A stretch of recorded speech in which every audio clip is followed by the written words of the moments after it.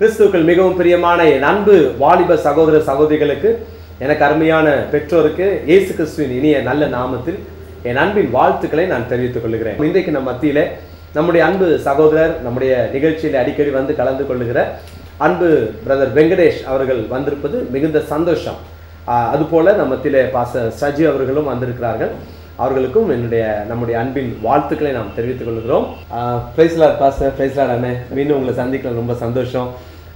இன்னைக்கு நம்ம இருக்கிற இந்த கொஞ்ச நேரத்தில் நான் பைபிளை படிக்கும்போது என்னை ரொம்ப கவர்ந்த ஒரு காரியம் என்னன்னு சொன்னால், ஆதியாகமம் 22ஆம் அதிகாரத்தில் ஆபிரகாம் ஈசாக்கை வந்து பலி செலுத்த கொண்டு போகிறாரு. அது ரொம்ப அழகான ஒரு சாப்டர். ஸோ அந்த பலி செலுத்தப்படும்போது எவ்வளோ அமைதியாக இருந்தார் ஈசாக்கு. ஆண்டவர் மறுபடியுமா அந்த ஈசாக்கு ஆபிரகாமுக்கு திரும்ப கொடுத்தார். இதெல்லாம் ஒரு பெரிய அழகான ஒரு அனுபவம். நீங்கள் ஈசாக்கை பற்றி நீங்கள் என்ன நினைக்கிறீங்க pastor? Isaac was really a great obedient man. கீழ்ப்படுதலான பிள்ளை. And he was not just a child, he was a young boy willing to lie down to be a sacrifice. That is so amazing. அதனால தான் ஆண்டவர் அவரை ரொம்ப அதிகமாக ஆசீர்வதிக்கிறார். என்னென்ன சொல்கிறீங்க நீங்கள் என்ன நினைக்கிறீங்கண்ணே உண்மையாகவே ஈசாக்கை பற்றி? பாஸ்டர்கள் சொன்னது போல் ஈசாக்கு வந்து ஒரு நல்ல வயதுடையவராக இருந்த டைமில் தான் வந்து ஆண்டவர் ஆபிரகாம் இடத்துல உன்னுடைய மகனை பலியிட வேண்டும் என்று சொல்லுகிறார். அப்போது அதுக்குரிய பின்னணியில் ஈசாக்கு எப்படிப்பட்டவர் அந்த காரியங்கள்லாம் வந்து வேதாகமம் பெருசாக சொல்லலை அந்த இடத்துல. ஆனால் இந்த பலி எங்கே அப்படின்னு கேட்குறதாகவும் அது வந்து பருவத்திலே பார்த்து கொள்ளப்படும்னு ஆபிரகாம் அவருக்கு பதில் சொல்கிறதாகவும் வேதத்தில் காணப்படுகிறது. நான் அது கேள்வி கேட்குறேன். எனக்கு முஸ்லீம் பிரதர் ஒருத்தர் என்னோட பேசும்போது அவர் சொன்னார், நீங்கள் ஐசக்கை பலி செலுத்தினாரு ஆபிரகாம் அப்படிலாம் சொல்கிறாங்க, ஆனால் அது உண்மை கிடையாது. அது வந்து பலி செலுத்த கொண்டு போனது வந்து நீங்கள் பார்த்தீங்கன்னா இஸ்மவேல் தான், ஆகாருடைய மகனாகி இஸ்மவேல் அப்படின்னு சொன்னாங்க. ஸோ இன்றைக்கி நம்ம வந்து அதை பற்றி கொஞ்சம் பேசலாம். அது பலி செலுத்த கொண்டு போனது வேதத்தின்படி ஈசாக்கு. ஸோ அவங்க ஏன் அது மாதிரி யோசித்துக்கிறாங்க, அதுக்கு என்ன காரணம்? ஆக்சுவலாக நீங்கள் கேட்டது இந்த அருமையான டைமில் தான் நம்ம கேட்டிருக்கோம்னு நான் நினைக்கிறேன். ஏன்னா இந்த ஈசாக்கு பலியிட கொண்டு போன காரியத்தை பார்க்கும்போது அருமையான இஸ்லாமிய சகோதரர்கள் இதை வந்து இஸ்மாவேலைத்தான் ஆபிரகாம் அவர்கள் வந்து பலியிட கொண்டு போனார்னு சொல்கிறாங்க. குறிப்பாக அந்த நாளை அவர்கள் மிகவும் சிறப்பாக கொண்டாடுகிறார்கள். அதைத்தான் வந்து பக்ரீத் அப்படின்னு சொல்லி அந்த நாளை அவர்கள் சிறப்பிக்கிறார்கள். தியாக திருநாள் அப்படின்னு சொல்லி சிறப்பாக கொண்டாடுகிறார்கள். முக்கியமாக அந்த கிறிஸ்தவத்துடைய அடிப்படையில் 2 விஷயங்களை நம்ம புதிய ஏற்பாட்டில் சொல்ல முடியும். ஒன்று வந்து தேவனுடைய வார்த்தை, இன்னொன்று வந்து அவருடைய பலி. நீங்கள் நம்ம கடந்த முறை நான் வந்தபோது கூட நம்ம வந்து குறிப்பாக வந்து நம்ம பேசின காரியம் வந்து பார்த்திங்கன்னா தேவனுடைய வார்த்தையை குறித்து நம்ம பேசினோம். அதை குறித்து அருமையான இஸ்லாமிய சகோதரர்கள் அந்த வானத்திலிருந்து வந்த அந்த வார்த்தையை குறித்து ஒரு நாளை விசேஷிக்கிறார்கள் அப்படின்னு நம்ம பேசினோம். இரண்டாவதாக இப்போ முக்கியமான ஒரு விஷயத்தை கூட பார்க்குறோம். அது வந்து பலி அப்படிங்கிற ஒரு விஷயத்தை குறித்து. ஒருவேளை நம்ம சொல்லுகிற கருத்து அவர்கள்கிட்ட இல்லாது போனாலும் கிறிஸ்தவத்துடைய மிகப்பெரிய அடிப்படை இது 2 விஷயம். சொல்ல போனால் என்னன்னா, ஒன்று வந்து தேவனுடைய வார்த்தையாகி இயேசு உலகத்துக்கு வந்தார், இயேசு கிறிஸ்து நமக்காக பலியானார். இந்த 2 விஷயங்களை வந்து நம்ம ரொம்ப முக்கியத்துவப்படுத்துகிறோம். ஆனால் ஏதோ இது எதேச்சையாக நடக்கிறதோ அல்லது திட்டமிட்டு நடக்கிறதோ நமக்கு தெரியாது. ஆனால் உலகம் முழுவதும் பெரும்பான்மை இஸ்லாமியர்கள் வந்து அதை உரிமை பாராட்டுகிற அல்லது எடுத்து கொண்டாடுகிற 2 பண்டிகைன்னு பார்த்தீங்கன்னா, ஒன்று வந்து ரம்ஜான், இன்னொன்று வந்து பக்ரீத். அது ஒன்று வந்து வார்த்தை, இன்னொன்று வந்து பலி. அது எப்படி ஒற்று போகுதுன்னு எனக்கு தெரியலை. பட் நம்மளுடைய கருத்தின்படி பார்த்தீங்கன்னா அது 2 வந்து ரொம்ப அடிப்படையான விஷயம். ரெண்டாவது, அன்னைக்கு நம்ம வார்த்தையை பற்றி பார்த்தோம். இன்னைக்கு வந்து அவருடைய அந்த பலியை குறித்து நம்ம பார்க்கணும். ஏன்னா இது ஒரு முக்கியமான விஷயமா இருக்கிறபடினால ஆதியாகம புஸ்தகத்தினுடைய 22ஆம் அத்தியாயத்தில் நம்ம பார்க்கும் பொழுது ஆபிரகாமுக்கு வந்து ஆண்டவர் வந்து ஒரு காரியத்தை சொல்லுகிறார். ஏற்கனவே அவருக்கு வாக்கு பண்ணியிருந்தார். என்ன வாக்கு பண்ணியிருந்தார்? உன் சந்ததியை நான் பெருக பண்ணுவேன் அப்படின்னு வாக்கு பண்ணியிருந்தார்.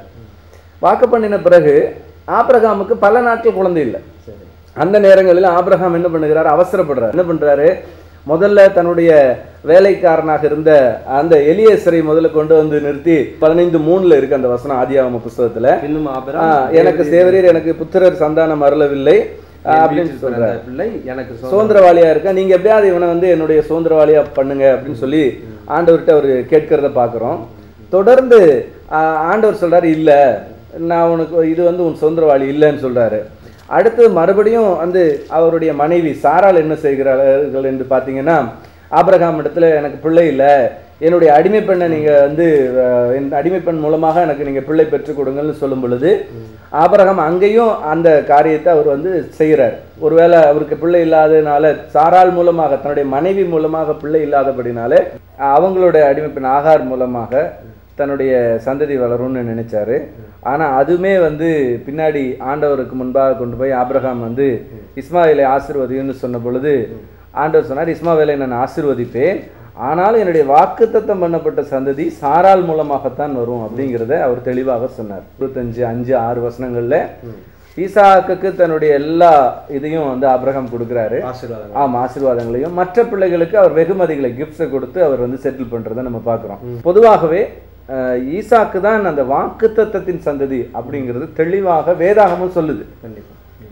நம்ம குரான்லையும் நம்ம பார்க்கும் பொழுது பல இடங்களிலே ஈசாக்கு தான் அந்த வாக்குத்தத்தம் பண்ணப்பட்ட சந்ததி அப்படிங்கிறத நம்ம பார்க்க முடியும். குரானுடைய 6:83 பார்க்கும் பொழுது 83க்கு அப்புறம் 84, 85, 86 பார்க்கும்போது அவருக்கு ஈசாக்கையும் யாக்கூபையும் வழங்கினோம். ஈசாக்க மட்டும் இல்ல யாக்கூபையும் வழங்கினோம் அப்படின்னு சொல்லிட்டு சந்ததி வரல, அப்படி வரல. அதில் தெளிவாக வந்து ஈசாக்குடைய சந்ததியை சொல்லுகிறார். அதுக்கு பிறகு வந்து நம்ம வாசிக்கும் போது அவருடைய வழித்தோன்றல் எல்லாம் ஆசீர்வாதத்தேங்கிறாரு. ஆனால் குறிப்பாக ஈசாக்கு வழியாக வருகிற சந்ததியை தான் வந்து குரான்ல ஆசீர்வதிக்கிறது நம்ம பார்க்கிறோம். இந்த சந்ததியில இருந்தா நிறைய ப்ராஃபிட்ஸும் வந்து அதுவும் வந்து குரானுடைய வசனங்கள் வந்து தெளிவாக சொல்லுகிறத நம்ம பார்க்க முடியும். பல இடத்துல முக்கியமாக என்ன சொல்லப்பட்டிருக்குன்னா இப்ராஹிம், அதாவது குரான்ல வந்து பார்த்தீங்கன்னா ஆபிரகாமுக்கு இப்ராஹிம்னு சொல்லப்படுது. இந்த இப்ராஹிம் சிலை வழிபாட்டில் இருந்தவர். சிலை வழிபாட்டை விட்டு வந்த பொழுது அவருக்கு ஈசாக்கையும் யாக்கூபையும் அன்பளிப்பாக கொடுத்தோம் அப்படிங்கிறத குரான் 21:72, 29:72 இந்த மாதிரி பல இடங்களில 37:100 இந்த மாதிரி பல இடங்களில ஈசாக்கு கொடுத்தோம்னு சொல்றோம். அதுவும் வாக்குத்தத்தமாக கொடுத்தோம் அப்படின்னு சொல்லப்பட்டிருக்கு. மேலும் அந்த ஈசாக்குடைய சந்ததியை மற்ற எல்லாரை விட உயர்வாக வைத்திருக்கிறோம் குரான்ல இருந்து நம்ம பார்க்கலாம். இன்னொரு கேள்வி பாஸ்டர் என்னன்னா, இப்போ ஈசாக்கு யாக்கோபு அப்படின்னு இந்த சந்ததி ஆசீர்வதிச்ச மாதிரி இஸ்மவேல் அதுக்கப்புறம் அந்த சந்ததி ஆசீர்வதிச்சதா ஆசீர்வதிக்கிறாரு. இருந்தாலும் அந்த சந்ததியினுடைய ஒரு பெரிய ஒரு வெளிப்பாட்டை பைபிள்ல நம்ம பார்க்க முடியாது. ஆமா இல்லையா? குரான்ல அப்படி இருக்குதா? குரான்லயும் ஈசாக்குடைய சந்ததிக்கு தான் வந்து வழி வழியாக அந்த சந்ததி ஆசீர்வாதம் இருக்கிறத தான் நம்ம பார்க்க முடியும். ஆனா எந்த இடத்துலயும் வந்து இஸ்மாயிலுடைய சந்ததியிலிருந்து நபிமார்கள் தொடர்ந்து வருவாங்கனோ அந்த மாதிரி ஒரு ஆசீர்வாதத்தை குரான் சொல்லல. மேலும் குரானுடைய 37ஆம் அத்தியாயத்துல இந்த ஒரு மகனை இப்ராஹிம் ஒரு மகனை வந்து பலிக்கு கொண்டு செல்லுறதா தான் குரான் சொல்லுது. குரான்ல வந்து பேர் போட கிடையாது. அது இஸ்மாயிலும் போடல, ஈசாக்குன்னு போடல. ஒரு மகனை அவர் பலி செலுத்த கொண்டு போனார். இதுதான் வந்து நம்ம வந்து குரான்ல இருக்கிறத பாக்குறோம். அப்ப எந்த மகனை கொண்டு போனார் அப்படின்னு நம்ம தெரிஞ்சுக்கணும்னா அது வந்து நிச்சயமா வந்து பல வருடங்களுக்கு முன்பாக, சொல்ல போனா குரான் எழுதுகிறதுக்கு 2000 வருஷங்களுக்கு முன்பாக, 1500 வருஷங்களுக்கு முன்பாக இருக்கிற பரிசுத்த வேதாகமத்தை தான் நம்ம பார்க்க முடியும். ஏன்னா அவங்களே சொல்லியிருக்காங்க இதுல குழப்பம் வந்துச்சுன்னா ஆமா அங்கதான் குரானுடைய ஏற்கனவே நம்ம சொன்னார். குரானுடைய 10:94 நம்ம தெளிவா சொல்லுது, இந்த நான் அருளியதில் ஏதாவது சந்தேகம் இருந்தால் நீங்க முந்தைய வேதம் ஓதுவதில் கேட்டு பார்க்கணும். அப்போ ஒரு சந்தேகம் குரான்ல வந்து நமக்கு 37:95 100 இருக்கிற அந்த வசனங்களில ஒரு மகனை கொண்டு போனார் அப்படின்னு போட்டிருக்குது. அப்ப எந்த மகனை கொண்டு போனார் நம்ம பார்க்கும் பொழுது தெளிவாக வேதாகமும் பழைய ஏற்பாடு சொல்லுகிறது அவர் வாக்குத்தத்தத்தின் சந்ததியாகி ஈசாக். ஏன்னா இது சொல்லும் போது சில நம்ம சகோதரர்கள் சொல்லுவாங்க, இல்ல ஹதீஸுக்கு வாங்க, ஹதீஸ்ல வந்து அது வந்து இஸ்மாயில் தான் இருக்குது அப்படின்னு சில நேரம் சொல்லலாம் இல்லையா? நீங்க சொல்றது வந்து சரிதான். போன இதுல வந்து நம்ம பேசும்பொழுது சொன்னோம், சில இஸ்லாமிய அறிஞர்கள் வந்து ஹதீஸும் வந்து குரான் போல அல்லாஹ்வுடைய வகிதான் அப்படின்னு சொல்றாங்க. குரான் எப்படி அல்லாஹ்வின் வகியோ அது போல ஹதீஸும் வகிதான் சொன்னோம். நம்ம ப்ரோக்ராம் முடிந்தோடனே ஒரு பெரிய இஸ்லாமிய அறிஞர் நமக்கு வந்து கடிதம் எழுதினார், ஹதீஸ் வந்து வகி இல்ல, ஹதீஸ் வந்து பின்னாடி பலர்னால் எழுதப்பட்டது, ஆனால் எங்களுக்கு குரான் தான் முக்கியம் அப்படின்னு சொன்னாங்க. அதனால நம்ம இப்படி போனால் அப்படி வருவாங்க, அப்படி போனால் இப்படி வருவாங்க. அதனால அதை வச்சு இப்போ நம்ம பேசுறோம். நமக்கு வந்து குரானில் இல்லை, அந்த பேர் இல்லை. முந்தைய வேதமாகிய, அதாவது அவர்கள் சொல்ற தோராவில் இன்னைக்கு பார்த்தீங்கன்னா கிறிஸ்தவர்களுக்கு எந்த சம்மந்தம் இல்லை, அது யூத வேதம். சரியா சொல்ல போனால் தோராங்கிறது யூத வேதம். அதில் தெளிவாக இருக்கு அது வந்து ஈசாக்கு தான் அப்படின்னு. இன்னும் நம்ம பார்க்கணும்னா, இதுக்கு ஆதாரபூர்வமாக நம்ம பார்க்கணும்னா, புதிய ஏற்பாடு வந்து எழுதப்பட்ட காலத்துல யூதர்களுக்கும் கிறிஸ்தவர்களுக்கும் எந்த விதமான ஒற்றுமை இருந்த காலம் கிடையாது, நேர் எதிரெதிரான காலம். ஆனால் தெளிவாக புதிய ஏற்பாட்டிலே நம்ம பார்க்கும் பொழுது, எபிரேயருக்கு எழுதின நிருபம் 11ஆம் அத்தியாயம் 17ஆம் வசனத்தை நாம் வாசிக்கும் பொழுது, மேலும் விசுவாசத்தினாலே ஆபிரகாம் தான் சோதிக்கப்பட்ட போது ஈசாக்கை பலியாக ஒப்பு கொடுத்தான். இதை தொடர்ந்து நம்ம யாக்கோபு நிருபத்தில் வாசிக்கும் பொழுது 2ஆம் அத்தியாயம் 21ஆம் வசனத்தில் பார்க்கும் பொழுது, நம்முடைய பிதாவாகிய ஆபிரகாம் தன் குமாரன் ஈசாக்கை பலிபீடத்தின் மேல் செலுத்தின போது அப்படின்னு வசனம் சொல்லுகிறது. அப்ப பாத்தீங்கன்னா கிறிஸ்தவர்களுக்கும் யூதர்களுக்கும் பெரிய பிளவிருந்த காலத்தில் எழுதப்பட்டது தான் இந்த புதிய ஏற்பாடு. ஏன்னா அவங்க வந்து இயேசு கிறிஸ்து, நம்முடைய ஆண்டவராக இயேசு கிறிஸ்துவை யூதர்களும் ரோமர்களும் சேர்ந்து சிலுவையில் அடையிறதுக்காக ஒப்பு கொடுத்தாங்க. யூதர்கள் ரோமர்ல ஒரு சிலுவை அறந்தார்கள். நம்ம பார்க்கும் பொழுது தெளிவாக வேதத்தில் பார்க்குறோம், புதிய ஏற்பாட்டிலையும் இயேசு கிறிஸ்துவுடைய சீடர்களும் அது வந்து ஈசாக்கு தான் நமக்கு தெளிவாக எழுதி கொடுத்துருக்குறாங்க. அப்போ குரானை பொறுத்த வரைக்கும் அது ஈசாக்கா இஸ்மாவேலாங்கிறது அங்கே தெளிவில்லை, அங்கே சொல்லப்படலை. அப்படி இருக்கும் பொழுது நிச்சயமாக வாக்குத்தத்தத்தின் சந்ததி என்பது நிச்சயமாக ஈசாக்கு தான். அவர் தான் அன்றைக்கு ஆபிரகாமினால் பலியிட கொண்டு போனார். அதற்கு ஒரு பெரிய நோக்கம் இருக்குது. அதுதான் அந்த வாக்குத்தத்தத்தின் சந்ததி. எதற்காக நன்மராங், அதாவது நற்செய்தி கூறினோம். குரான்ல வாசிக்கும் பொழுது ஈசாக்கை பற்றி வாசிக்கிற இடத்துல எல்லாம் நாம் இப்ராஹிமுக்கு நற்செய்தி கூறினோம், நன்மராங் கூறினோம், வாக்கு பண்ணினோம். பைபிள்ல பண்றோம், அது வாக்கு தத்துவம். அப்ப என்ன ஈசாக்கு மேல இருக்கிற வாக்கு தத்துவம், இதுதான் நமக்கு வந்து ரொம்ப முக்கியமானதாக. இன்னைக்கு நமக்கு நேரம் ஓடுறதுனால தொடர்ந்து அடுத்த வாரம் நம்ம பேசுவோம். கிறிஸ்துவுக்குள் மிகவும் பிரியமான என் அன்பு வாலிப சகோதர சகோதரிகளே, ஈசாக்கு வாக்குத்தத்தத்தின் பிள்ளை. அதனாலதான் பின்னாட்களில் தம்முடைய ஜனங்களுக்கு அவர் வெளிப்படும் போதும் ஆபிரகாமின் தேவன், ஈசாக்கின் தேவன், யாக்கோபின் தேவன் என்பதை சொல்லி ஆண்டவர் ஆசீர்வதித்தார். ஆனால் ஆண்டவர் யாரையும் தள்ளி விடுகிறவர் அல்ல. வேதம் தெளிவாய் சொல்லுகிறது, என்னிடத்தில் வருகிறவனை நான் புறம்பே தள்ளுவதில்லை என்று ஆண்டவர் சொல்லுகிறார். ஆனால் வாக்குத்தத்தத்தின் பிள்ளைகள் என்று சொல்லி நாம் பார்க்கும்போது அது ஆபிரகாமின் மூலமாய், ஈசாக்கின் மூலமாய், யாக்கோபின் மூலமாய், ஆண்டவராகிய இயேசு கிறிஸ்துவின் மூலமாய் இன்றைக்கு நீங்களும் நானும் அந்த சுதந்திர வழியா மாறுறோம். ஒரு வசனத்தை நான் உங்களுக்காக வாசிக்கிறேன். கலாத்தியர்கள் என்ற நிருபத்திலே 4ஆம் அதிகாரத்தின் 28வது வசனம். கலாத்தியர் 4:28. சகோதரரே, நாம் ஈசாக்கை போல வாக்குத்தத்தத்து பிள்ளைகளாய் இருக்கிறோம். அப்போ ஆண்டவர் ஏன் அந்த ஈசாக்க வாக்குத்தத்தத்தின் பிள்ளையா கொடுத்தார்? ஏன் அந்த ஈசாக்கினுடைய சந்ததியில நிறைய தீர்க்கதரிசிகள் வந்தாங்க, ராஜாக்கள் வந்தாங்க? இதை நாம் கவனிக்க வேண்டும். ஈசாக்கை தான் ஆண்டவர் அதிகமாய் பர்டிகுலராக ஆசீர்வதிக்கிறார். இன்னைக்கு உங்களுக்கு அந்த வாக்குத்தத்தத்தின் பிள்ளைகளா நீங்க மாறணும்ன்ற ஆசை இருந்துச்சுன்னு சொன்னா நீங்களும் என் கூட சேர்ந்து ஜெபம் பண்ணுவீங்களா? இன்னைக்கு ஆண்டவர்கிட்ட கேட்பீங்களா, ஆண்டவரே என் வாழ்க்கையை உங்க கையில ஒப்பு கொடுக்குறேன், நான் பொறுமையா இருக்கிறேன், நான் உமக்கு கீழ்ப்படுகிறேன், நான் உம்முடைய சித்தத்தை நிறைவேற்றுறேன்னு சொல்லி ஆண்டவருக்கு நீங்க ஒப்பு கொடுத்தா நீங்க யாரா இருந்தாலும் சரி உங்களையும் ஆண்டவர் ஆசீர்வதிப்பார். உங்களை ஆண்டவர் நேசிக்கிறார்.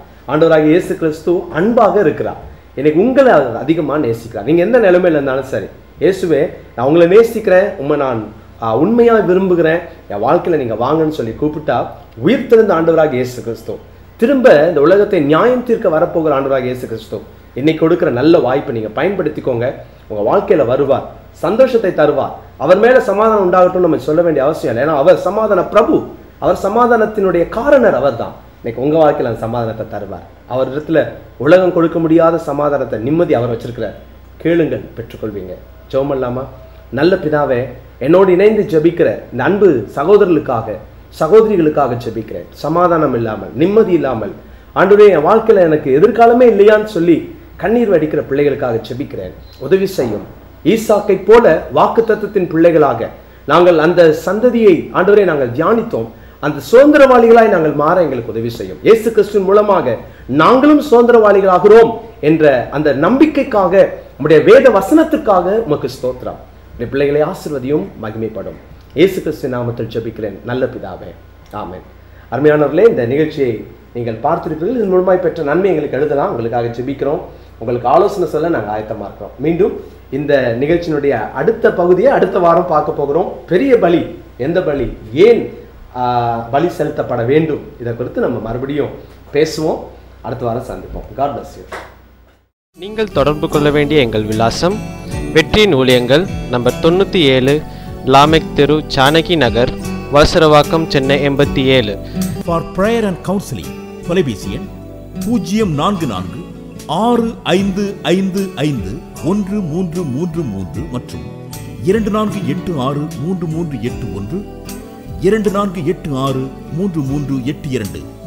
செல்போன் 9940 212194.